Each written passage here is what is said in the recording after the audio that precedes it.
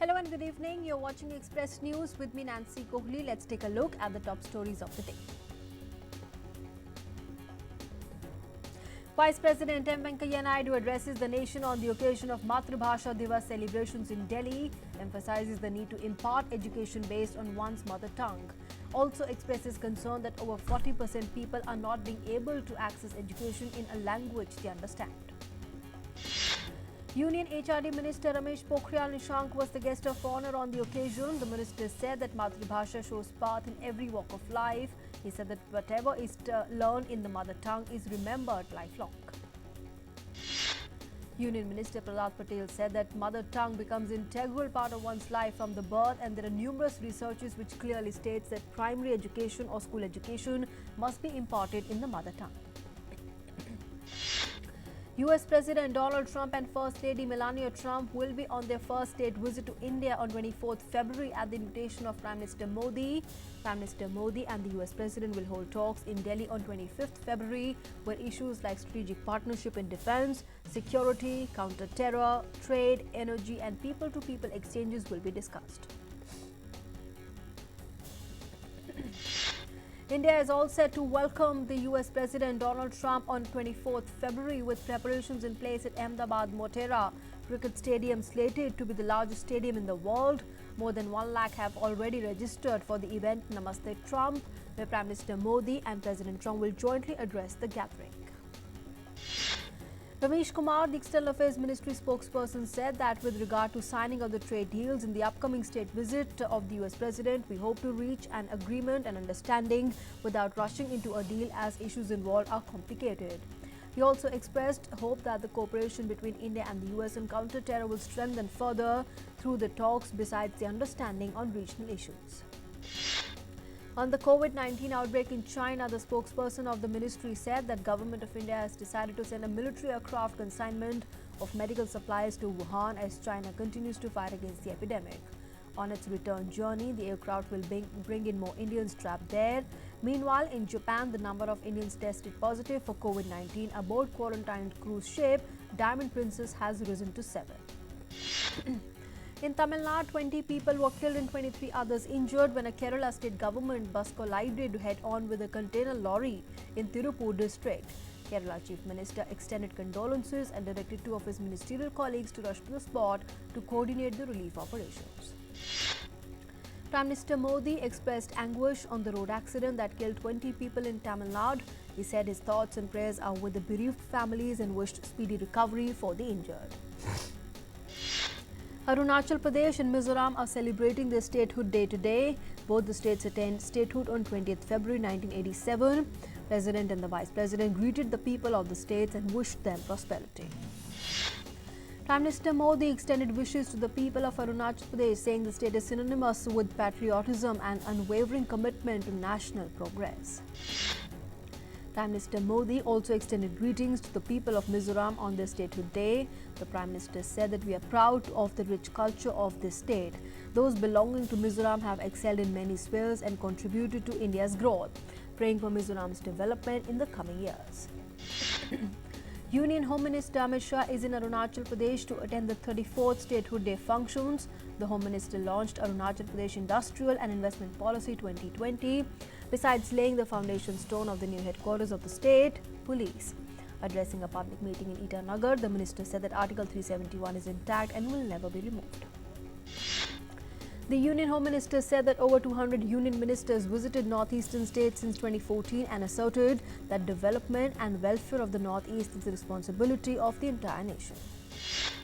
Amit Shah has assured Arunachal Pradesh that protecting the rights and the cultural heritage of 27 tribes and over 120 sub-tribes of the region is a responsibility of the government. In a relief for Ansal brothers, Supreme Court refused to reconsider its verdict while hearing the curative plea of the Association for Victims of Ubhar Tragedy in the Ubhar cinema. By judgment in 2015, the top court had ruled that a penalty of 60 crore rupees was adequate punishment for the owners of the movie hall and they were not required to go back to prison. At least 59 people were killed in 1997 Ubhar cinema fire tragedy. External Affairs Minister S. Shankar on Wednesday held a meeting with his German counterpart Heiko Maas in Berlin and discussed a range of bilateral and global issues including counter-terror, climate change, multilateralism, connectivity and technology among others. Jaishankar thanked the German foreign minister for his country's strong support for the expanded India-European Union cooperation. The Chief of the Integrated Defence Staff to the Chairman Chief of Staff's Committee, Vice Admiral R. Hari Kumar, has said that India needs to be self-reliant in manufacturing small arms, even as the armed forces' urgent requirements are being currently met through imports. He was speaking at the global seminar on small arms organized by FICCI. Gold prices rose by 111 rupees to 42,492 rupees per 10 grams in the national capital on weak rupee. Silver prices fell 67 rupees to 48,599 rupees per kilogram from 48,666 rupees per kilogram. Crude oil prices edged up by 19 rupees to 3,869 rupees per barrel as speculators increased their holdings driven by the firm trend overseas. On the currency front, Indian rupee depreciated 9 paise to 71.63 per US dollar. Sensex dropped 153 points and settled at 41,170, dragged by losses in index heavyweights, Reliance Industries, TCS, HDFC Bank and HUL amid tepid global cues and rising crude oil prices. Similarly, the broader NSE Nifty slipped 45.05 points to 12,080.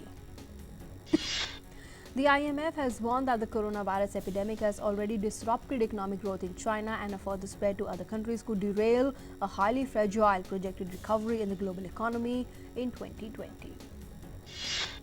Thai conglomerate Central Retail launched the country's biggest ever IPO, giving it a market cap of around $8.1 billion in a punt on a sputtering economy. Most Thais visit a shop each day owned by Central, a family-run empire which has hundreds of malls, electronics, grocery and 24-hour convenience stores across the country. EU leaders are to hold a Brussels summit to set a 7-year budget despite splits between some rich nations and willing to spend, poorer ones wanting to preserve spending and others wanting to fund grand global ambitions with challenges added by Brexit. As the northern lights come to play in northern Finland, the sky starts to light up as if dancing to the rhythms of their life. The spectacular visuals of a wintry sky in northern Finland that was lit up with the displays of the northern dancing lights. Colombia has announced that it will launch a fund to stabilize coffee prices amidst volatility in the market.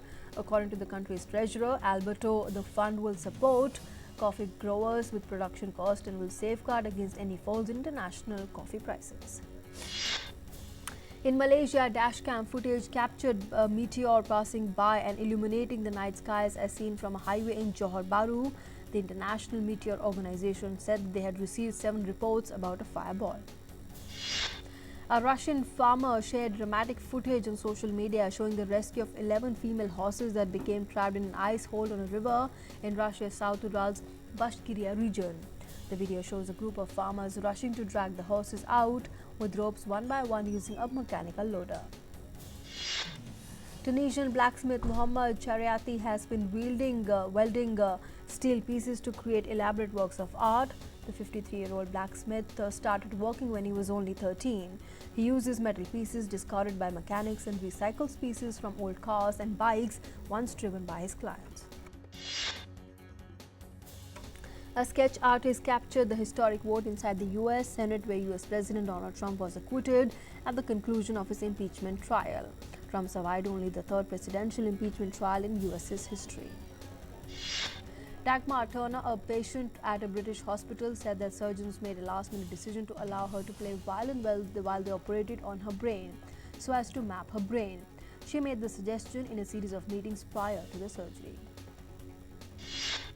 For Yemeni barista Khaldoon Al-Azab, the streets of the Jordanian capital Amman are his stage and motorists are his audiences.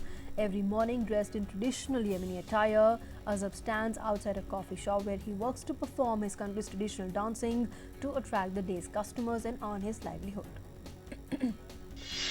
A pitch-invading dog earned praise for its ball skills from a live TV commentator after it held up play in a Turkish professional soccer match. With fans and security personnel looking on in amusement at the stadium in Istanbul, players and the referee in the first division game struggled to win back possession from the talented Pooch.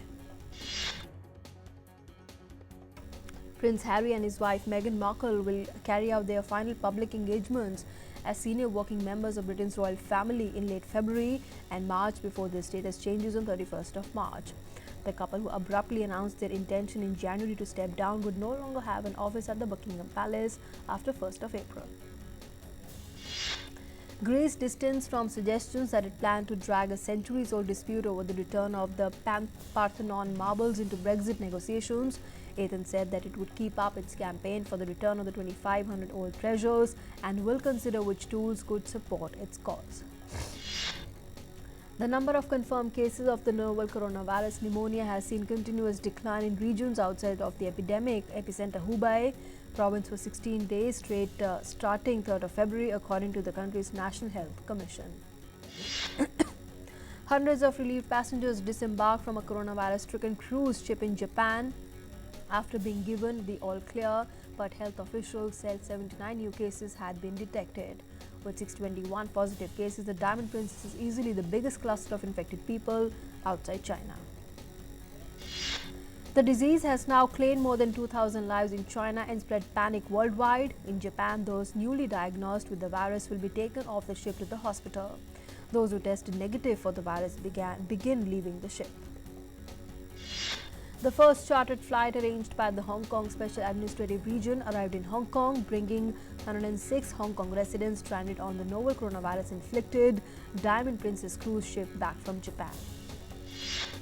Prior to that, Hong Kong Chief Executive Carrie Lam toured a quarantine facility set up to house the more than 100 Hong Kong residents evacuated from the Diamond Princess cruise in Japan, according to a footage released by the Hong Kong government. Two elderly former passengers from coronavirus-racked Diamond Princess died today. Japanese authorities said that fears mount for those who have left the ship after testing negative for the virus. The man and woman, both Japanese and in their 80s, were taken off the cruise ship last week and died in the hospital. Kwon Yong-jin, the mayor of the South Korean city of Daegu, urged his 2.5 million people to refrain from going outside as cases of a new virus spiked, and he pleaded for help from the central government. He made the request in a televised news conference. Russia has objected to the UNSCA adopting a statement that would have called for a ceasefire and respect for international humanitarian law in northwest Syria. A UN envoy to Syria said earlier the country was on the brink of worsening. The middle section of the China-Russia East Route natural gas pipeline project resumed construction in Jinju City, northeast to China's Liaoning province. At the construction site, more than 70 construction workers began work with 16 sets of mechanical equipment. WikiLeaks founder Julian Assange plans to claim during an extradition hearing that the Trump administration offered him a pardon if he agreed to say Russia was not involved in leaking Democratic National Committee emails during the 2016 US election campaign. Venezuelan President Nicolas Maduro said he would create a presidential commission to restructure the country's beleaguered oil industry that will be led by Vice President for the Economy. Soy production in Paraguay could exceed 10 million tons in the current 2019-20 season. That would mark an important recovery from the previous drought-hit crop. The world's number 4 exporter of the oil seed has already harvested about half of the 3.5 million. Bolivia, Colombia, Ecuador and Peru will begin removing international roaming rates in voice and data communications as part of an initiative to boost integration and modernization between the community of the Andean nations. Post this, by 2022, there will be no cost for international calls between the 4 countries. Mexican law enforcement arrests suspects in the killing of a 7-year-old Fatima, whose murder rocked the capital, with protests as cited by Mexico City Mayor Claudia. Fatima's body was discovered over the weekend in a plastic garbage bag. Kit Gomes, a Brazilian senator, was shot as he tried to intervene in a strike by military police demanding higher salaries in the northeastern state of Piara. The former governor of the state received a shot in the chest. However, he remains in a stable condition. At least 9 people were killed in shootings targeting shisha bars in Germany that sparked a huge manhunt overnight before the suspected gunman was found dead in his home. The attacks occurred at two bars in Hanau, where armed police quickly fanned out and police helicopters roamed the sky looking for those responsible for the bloodshed. Ireland's parliament resumed for the first time since this month's general election, with no new government in place and the three biggest parties locked in coalition talks.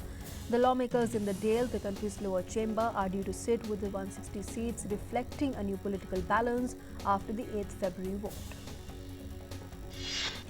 Since his January 2019 arrest, President Donald Trump's long-term advisor Roger Stone has repeatedly tested the patience of the federal judge, and finally, the U.S. District Court Judge Amy Berman Jackson is scheduled to sentence Stone after the jury found him guilty on all the 7 counts of lying to the Congress, obstruction and witness tampering.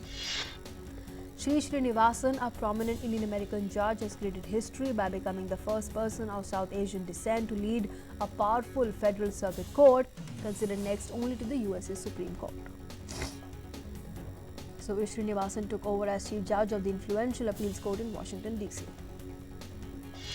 U.S. President Donald Trump appoints the U.S.'s ambassador to Germany, Richard Grenell, to be the new acting director of national intelligence. Grenell, a strong supporter of Trump's policies, replaces Joseph Maguire, who has been acting director of national intelligence since August.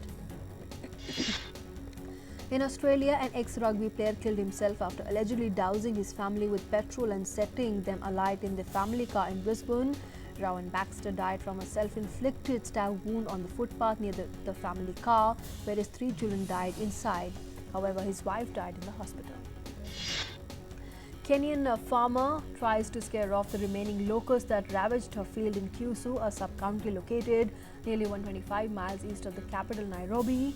Kenya has been battling the outbreak of deadly locusts, which has made the farms prone to destruction. A fugitive Malaysian financier Lau Tai Jo, wanted over a massive graft scandal, has been spotted in the city at the center of the coronavirus outbreak. The fugitive is accused of playing a major role in plundering billions of dollars from sovereign wealth fund, One Malaysia Development Berhad. Anti-headscarf campaigner Shaparak is calling for a boycott of Friday's parliamentary elections in the Islamic Republic. He became a dissident in 2018 when she was arrested for repeatedly removing her headscarf in public and waving it on the end of a stick. The coronavirus epidemic that has paralyzed Chinese economy may have a silver lining for the environment. According to a study, the rapid spread of the virus has led to a drop in demand for coal and oil, resulting in emission slump by at least 100 million metric tons over the past 2 weeks. According to a study, eating a big breakfast rather than a large dinner may prevent obesity, and high blood sugar may lead to a better clinical diet recommendations to reduce body weight and prevent metabolic diseases. This finding is significant for all the people as it underlines the value of eating enough at breakfast. Putting a step toward developing vaccines and treatments, US scientists announced that they had created the first 3D atomic scale map of the part of the novel coronavirus that infects human cells. A diet rich in fruits and vegetables may lessen various menopause symptoms, according to a new study that may lead to better clinical food recommendations for women.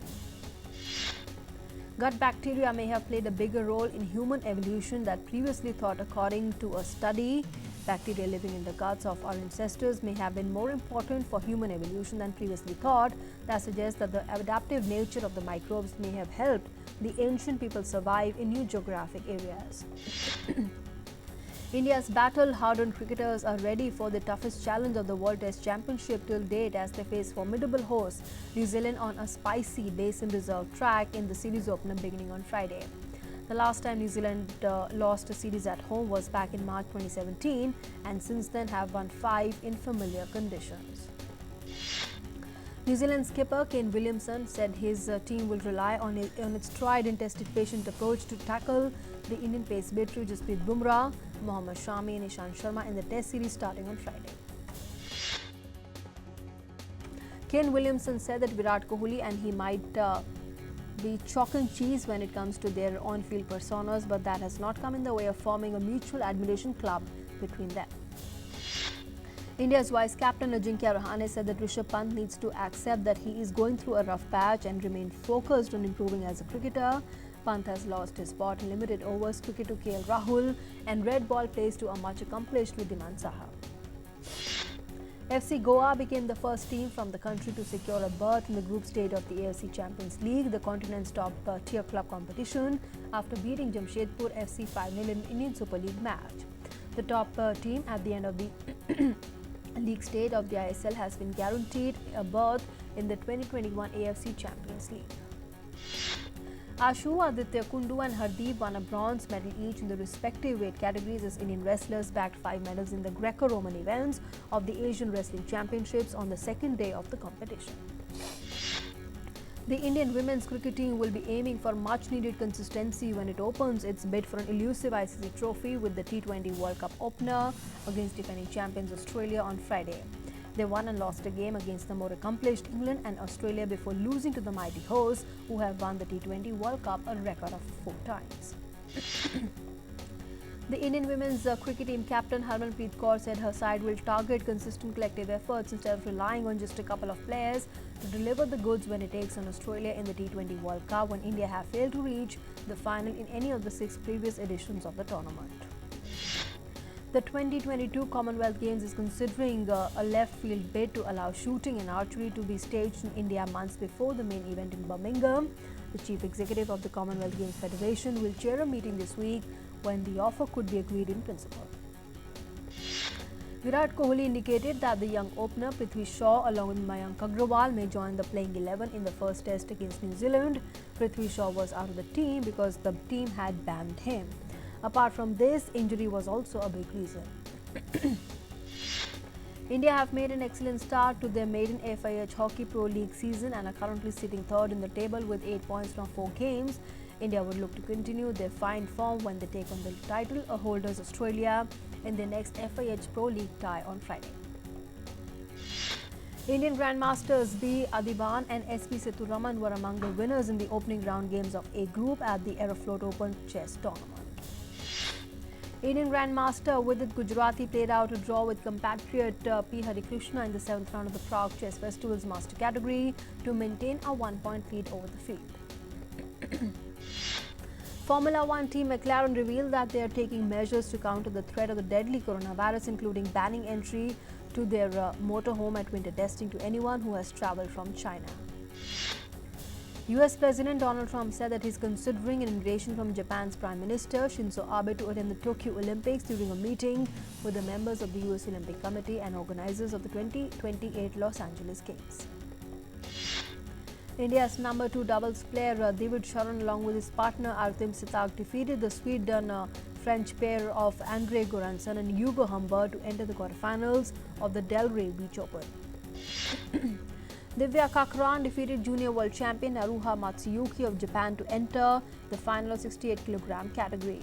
4 Indian women wrestlers are assured of at least silver medals at the Asian Championships.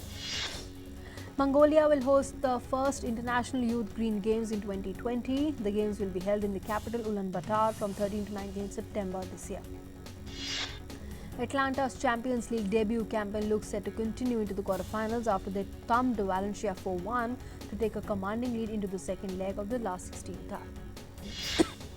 New Zealand Police's Serious Fraud Office has begun investigation into former leading figures in the Oceania Football Confederation in response to a complaint by world governing body FIFA. Umar Akmal's flatter to deceive career took another hit when the Pakistan Cricket Board suspended the batsman with immediate effect pending an anti-corruption investigation. He cannot take part in any cricket-related activity pending the investigation being carried out by the PCB's anti-corruption unit. Expendables 2 stars Dolph Lundgren and Scott Adkins are re-teaming for another actioner named Castle Falls. According to Hollywood Reporter, the Swedish veteran, who recently reprised his iconic role of Ivan Drago in Rocky, spin-off Creed 2 will direct as well. Actors Will Ferrell and Paul Rudd are set to feature limited series The Shrink Next Door based on a 2019 podcast. The duo, who earlier starred together in TV series Anchorman and its sequel Anchorman 2. The Legend Continues will also executive produce the new show. 2-time Academy Award winner Mahershala Ali is heading to Apple for the feature film Swan Song. According to Deadline, the movie will be written and directed by Oscar winner Benjamin Cleary. Among increasing conversations about body positivity and concerns around body shaming, supermodel Gigi Hadid has opened up about being criticized for not having a runway body, saying the fashion industry did not make things easy for her during the initial years of her career. A special motion poster for Rajnikant's television debut on Discovery Channel with Into the Wild with Bear Grylls has been released that shows the superstar posing with the TV host. The superstar actor will make his television debut with this special episode that will be themed around water conservation. Dhanush starrer Tamil movie Jagame Tanthiram, directed by Karthik Subbaraj, had its first look poster released and bears uncanny resemblance to Da Vinci's Last Supper. Bollywood celebrity photographer Dabu Ratnani's 2020 calendar shoot is the talk of the town. Actors Aishwarya Rai Bachchan, Saif Ali Khan, Sunny Leone and Tiger Shroff shared their pictures from the calendar, congratulating the photographer for completing 25 years in the business. Actor Kamal Hassan and production house Laika condoled the death of 3 professionals who were killed in a crane accident on the sets of the veteran star's film Indian 2, which left 9 others injured. The second installment in the horror thriller series Bhool Bhulaiya, starring Kartik Aaryan as the protagonist, will now have actor Tabu replacing Vidya Balan in the eerie song Ami J. Tomar. External Affairs Minister S. J. Shankar inaugurated the India Pavilion at the 70th Berlin International Film Festival. The Information and Broadcasting Ministry, the Government of India, is participating in the 70th festival, where 3 Indian feature films as well as 1 short documentary film have been selected. And with that, it's a wrap on this edition of the news. Thanks for being with us.